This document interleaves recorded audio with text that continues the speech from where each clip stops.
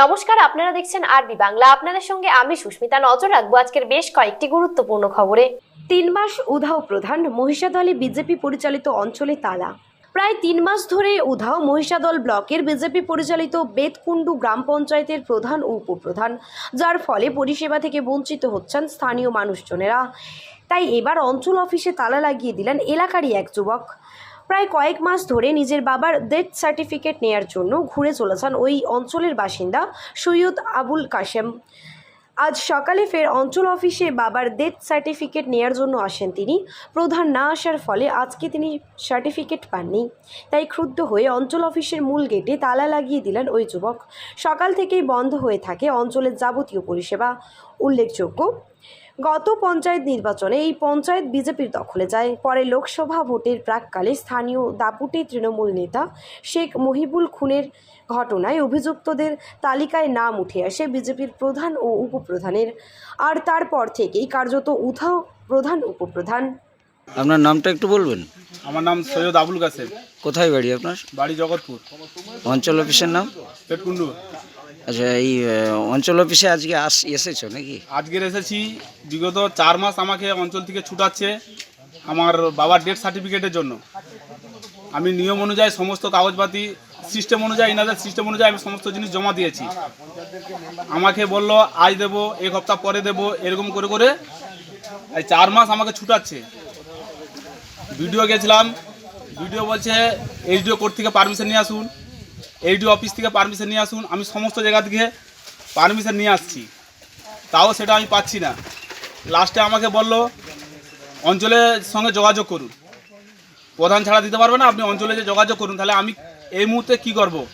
আমার বাড়িতে 2.5 লাখ টাকা লোন আছে।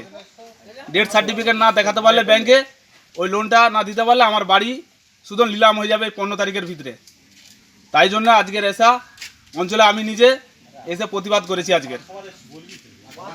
আচ্ছা, এই অঞ্চলে কি এসে দেখেছো কি চাবিতালা লাগানো? অঞ্চলে এসে চাবিতালা, মানে চাবিতালা কে দিয়েছে? তুমি দিয়েছো নাকি? আমি নিজেই দিয়েছি। কেন? যেহেতু ডেথ সার্টিফিকেট পাচ্ছি না দীর্ঘদিন। কাজ করেও মেলেনি টাকা, এমন দাবি নিয়ে বিডিওর কাছে ডেপুটেশন দিল চন্দ্রকোনা 1 নম্বর ব্লকের বঞ্চিত ঠিকাদার প্রতিবাদী মঞ্চ। পশ্চিম মেদিনীপুর জেলা চন্দ্রকোনা 1 নম্বর ব্লকের ক্ষীরপাই সমষ্টি উন্নয়ন আধিকারিকের কার্যালয়ে বিডিও কৃষ্ণেন্দু বিশ্বাসের কাছে এই ডেপুটেশন দিল তারা আজ। পাওনা টাকা পাচ্ছি না, কেন? জবাব চাই, জবাব দাও স্লোগান তুলে 2020-21 অর্থবর্ষের MGNRGA টেন্ডারে ঠিকাদারদের মাল সরবরাহের মূল্য পাচ্ছেন না তারা। তাই সমস্ত ঠিকাদার এবং কন্ট্রাক্টরদের একত্রিত করে এই ডেপুটেশন দেয় আজ। MGNRGA প্রকল্পের সমস্ত টাকা পুজোর আগে প্রদান করতে হবে, এই দাবি তোলা হয় আজকের এই ডেপুটেশনে। আজকে দেখা গেল স্যার যে ডেপুটেশন দেওয়া হলো সমস্ত ঠিকাদারের, এ নিয়ে কী বলবেন?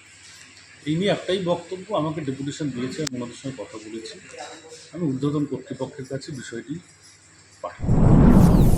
শিউরে ওঠার মতো ঘটনা ঘটল স্কুলের মধ্যেই। আরজিকর কাণ্ডের বিচার চেয়ে গোটা রাজ্য যখন উত্তাল, সেই আবহেই পূর্ব মেদিনীপুরের কোস্টাল থানার মন্দারমণির অন্তর্গত চাঁদপুরের এক প্রাথমিক বিদ্যালয়ের 4র্থ শ্রেণীর ছাত্রীকে স্কুলের বাথরুমে নিয়ে গিয়ে সমাহরণ করানোর অভিযোগ উঠল প্রধান শিক্ষকের বিরুদ্ধে।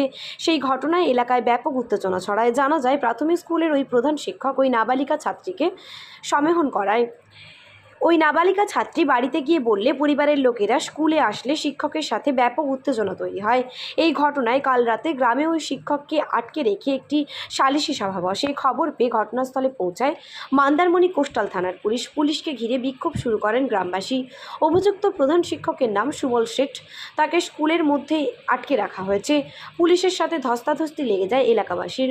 পুলিশ অভিযুক্ত শিক্ষককে আটক করে থানায় নিয়ে যায়। মঙ্গলবার সকাল 10টায় অভিযুক্ত শিক্ষককে কাঁথি মহকুমা আদালতে তোলা হয়। কি ঘটনা ঘটেছে আজকে?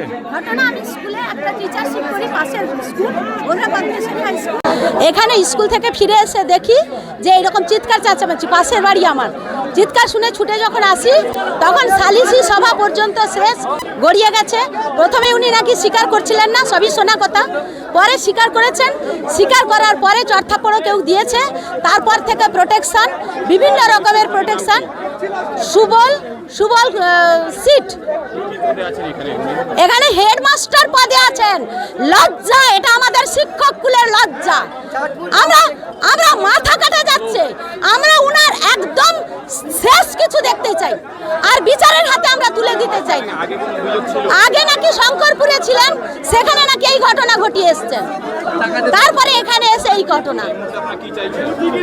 এই মুহূর্তে আমরা একদম তার চরম কিছু চাইছি, চরম কিছু চাইছি।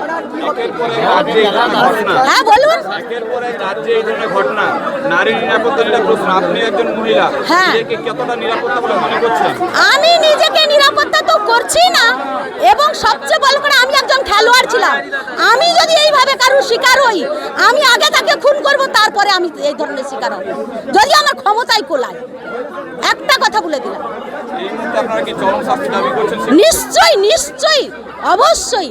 আর শাস্তিটা কোনো প্রশাসনের হাতে নয়, জনগণের হাতে শাস্তি চাইছি। আইন রসাতলে চলে গেছে।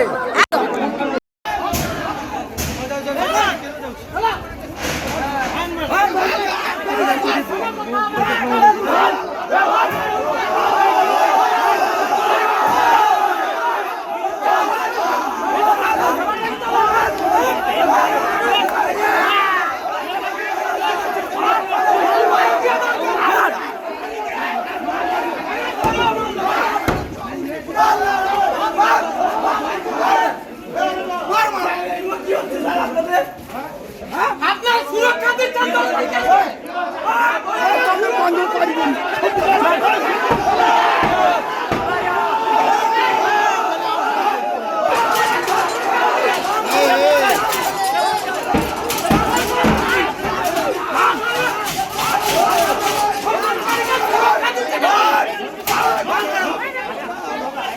আমার আপনারা আপনারা চুরি বলুন, আপনারা চুরি বলুন।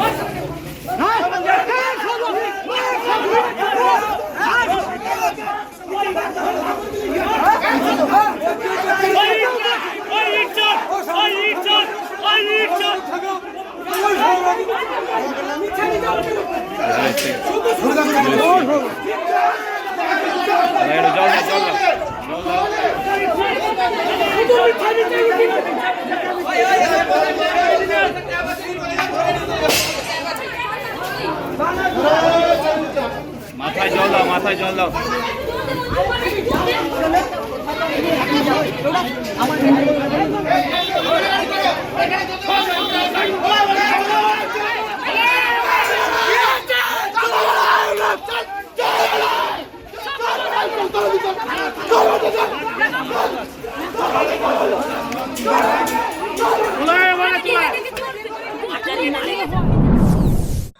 আর কবে অভয়া বিচার পাবে? গণমিছিল থেকে গর্জন মেদিনীপুর মেডিকেলের কলেজের পড়ুয়া এবং চিকিৎসকদের।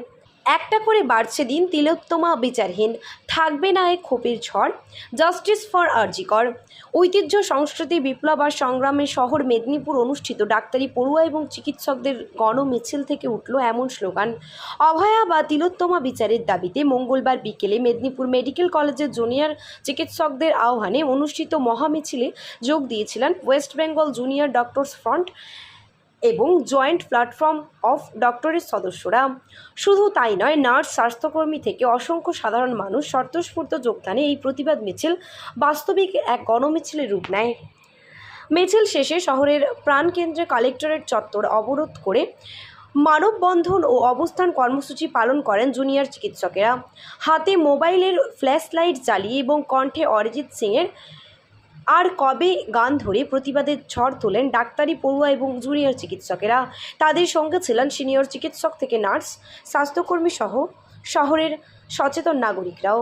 তাদের দাবি 25 দিন হয়ে গেল এখনও বিচার পায়নি অভয়া বা তিলোত্তমা। সন্দীপ ঘোষ গ্রেপ্তার হয়েছেন আর্থিক দুর্নীতির তদন্তে।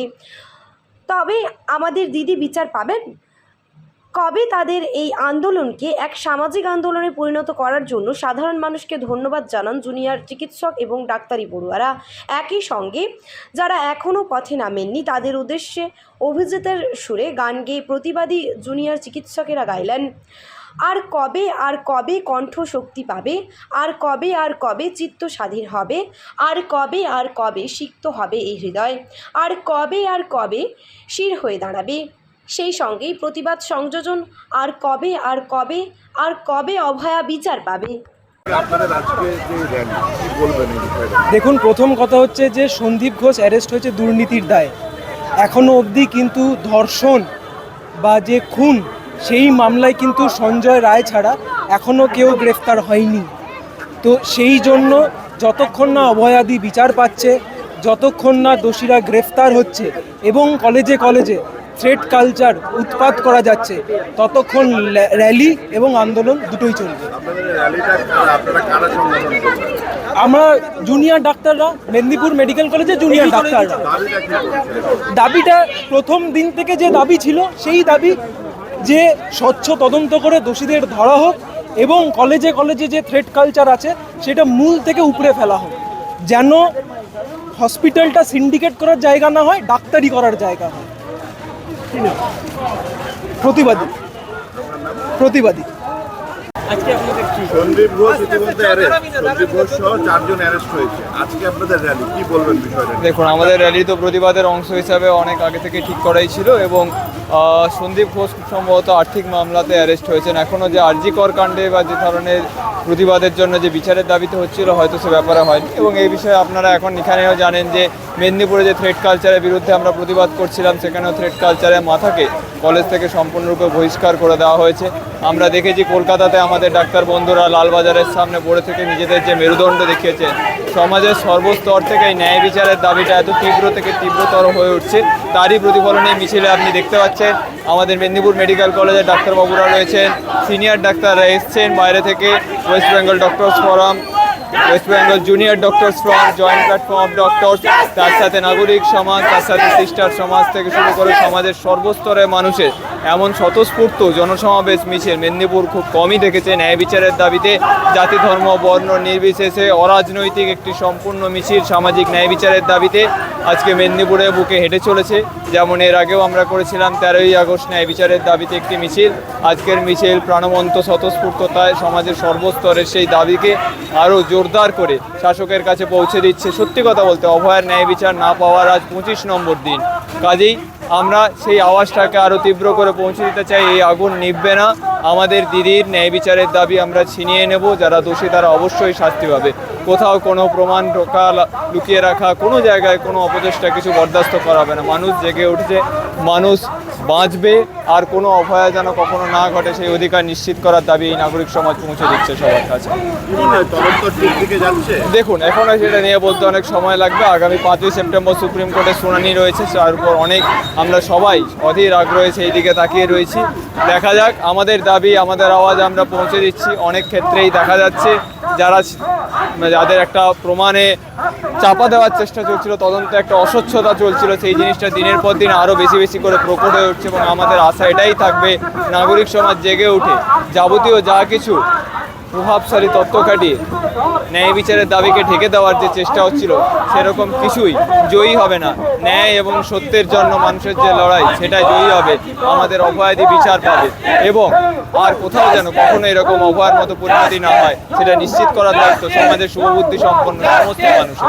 আজ এটা শুধুমাত্র ডাক্তারদের আন্দোলন নেই, আজ এটা সামাজিক আন্দোলন হয়ে গেছে। আজ এটা সমাজের সর্বস্তরের মানুষের আন্দোলনে পরিণত হয়েছে। আমি প্রতিবাদী। এখন কোনো নাম নেই, কোনো ধর্ম পিছনে, আমরা সবাই প্রতিবাদী। সংবাদ এখন এ পর্যন্তই। দেখতে থাকুন আরবি বাংলা, খবর যেখানে হাতের মুঠোয়।